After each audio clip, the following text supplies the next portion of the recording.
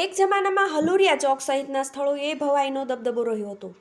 ભૂંગળના સૂરના સંગાથે યોજાતી ભવાઈનું રસિકજનોમાં આકર્ષણ. ઝંડા ઝૂલણ, મણિયારો, રંગલો, લાલ મુંડો સહિતની ભવાઈ માણવા માટે રસિકજનો અગાઉથી જગ્યા રોકી રાખતા હતા.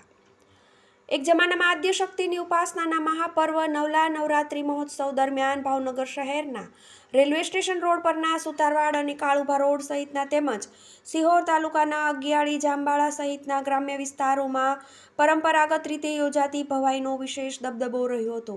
આ ભવાઈ ઉપરાંત ઐતિહાસિક તેમજ ધાર્મિક નાટકો રસિકજનોમાં ભારે આકર્ષણનું કેન્દ્ર બન્યા છે.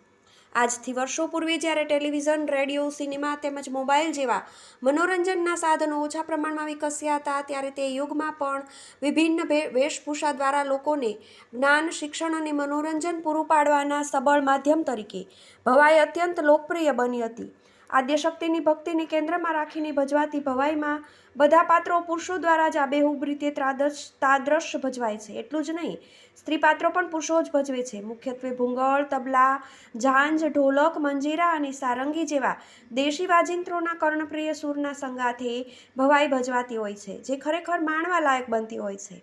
આથી જ એક જમાનામાં શહેરના હલુરિયા ચોક, લાલગર બાવાનો મઠ, આતાભાઈ ચોક અને કાળુભા રોડ સહિતના સ્થળોએ ભજવાતી ભવાઈ નિહાળવા માટે આખો રોડ શ્રોતાજનોથી ભરચક થઈ જતો હતો. એટલું જ નહીં, આ ભવાઈ નિહાળવા માટે અનેક રસિકજનો તો આગળની હરોળમાં યોગ્ય જગ્યાએ બેસવા માટે નિયત સમય કરતાં અગાઉથી જ આવીને બેસી જતા હતા, અથવા તો જે તે જગ્યાએ તેમના સંભવિત આગમનની નિશાની રૂપે આસન કે ચંપલ ગોઠવી દેતા હતા.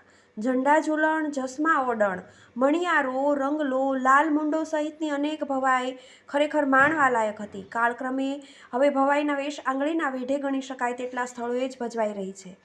હવે લગભગ મોટાભાગના સ્થળોએ બહેનોના રાસ ગરબા, બેઠા ગરબાના પાઠ જ યોજાઈ રહ્યા છે. હાલ સિહોર તાલુકાના અગિયાળી તેમજ જાંબાળા, તળાજા તાલુકાના મણાર સહિત ભાવનગર જિલ્લામાં અનેક સ્થળોએ યોજાતી ભવાઈ આસપાસના સમગ્ર પંથકમાં લોકપ્રિય બની છે. તે ભવાઈ નાટક નિહાળવા માટે બહોળી સંખ્યામાં રસિકજનો ઉમટી રહ્યા છે. જ્યારે હવે તો સરકાર દ્વારા પણ ચૂંટણીમાં મતદાન જાગૃતિ અભિયાન કે અન્ય રાષ્ટ્રીય પ્રોજેક્ટની આમ જનતામાં અસરકારક જાહેરાત થાય તે માટે ક્યારેક ભવાઈનો સમખાવા પૂરતો ઉપયોગ કરવામાં આવે છે. તે એક કમનસીબી ગણાવી રહી. ભવાઈનો સામાજિક દરજ્જો ખૂબ ઊંચો હતો. જે તે સમયે આ ભવાઈઓનો સામાજિક દરજ્જો પ્રમાણમાં બહુ જ ઊંચો હતો અને અન્ય ગામોની મંડળીઓના ભવૈયાઓ જ્યારે જે તે ગામમાં પ્રવેશતા હતા, ત્યારે ગ્રામજનો દ્વારા તેઓનું ઢોલ નગારા સાથે વાજતે ગાજતે સ્વાગત સામૈયા કરવામાં આવતા હતા અને તેઓને સન્માનભેર ભવાઈના સ્થળે લઈ જઈ સારી એવી મહેમાન નવાજી કરાતી હતી. TV18 news, Bhavnagar.